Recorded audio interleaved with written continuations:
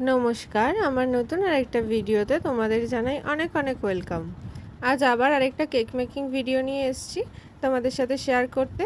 তোমরা কি দেখে বুঝতে পারছো এটা আমি কি ফ্লেভারের কেক বানাচ্ছি? আজ আমি এটা পাইনাপেল ফ্লেভারের কেক বানাচ্ছি। তোমরা কে কে পাইনাপেল খেতে পছন্দ করো আমাকে জানিয়ে যেও তো।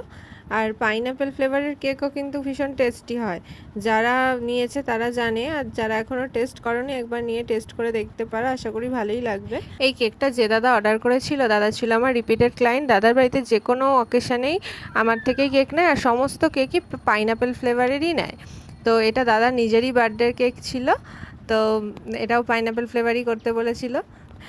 এবার আসি, ফ্লেভারের কথা তো বললাম, এবার কেকের থিমটা কী ছিল তোমরা দেখো। দাদা ছিল মেসির ফ্যান, যেহেতু এখন ওয়ার্ল্ড কাপ চলছে, তো যেই দলের ফ্যান বা যেই প্লেয়ারের সেই থিমের কেকই এখন নিচ্ছে। তো কিছুদিন আগে রোনাল্ডো থিমও বানিয়েছিলাম, যদিও এই কেকটা তার আগের বানানো, কিন্তু এই ভিডিওটা আমি পরে শেয়ার করছি। মেসির ফ্যান কারা আছো তারা একটা কমেন্ট করে যেও অবশ্যই। আর আজকের ভোরবেলার হাড্ডাহাড্ডি ম্যাচটা তোমরা কেমন এনজয় করলে সেটাও জানিও কিন্তু। এই নিয়ে আমি অনেকগুলোই মেসির থিমের কেক বানিয়েছি, এর আগেও অনেকগুলো বানিয়েছিলাম, তো আবারও অর্ডার এসছে এই বছর। এটা আমার এবছরের সেকেন্ড মেসি থিমের কেক। কিছুদিন আগে একটা বেন্টোও বানিয়েছিলাম। চলো ভিডিওটা এখানেই শেষ করছি।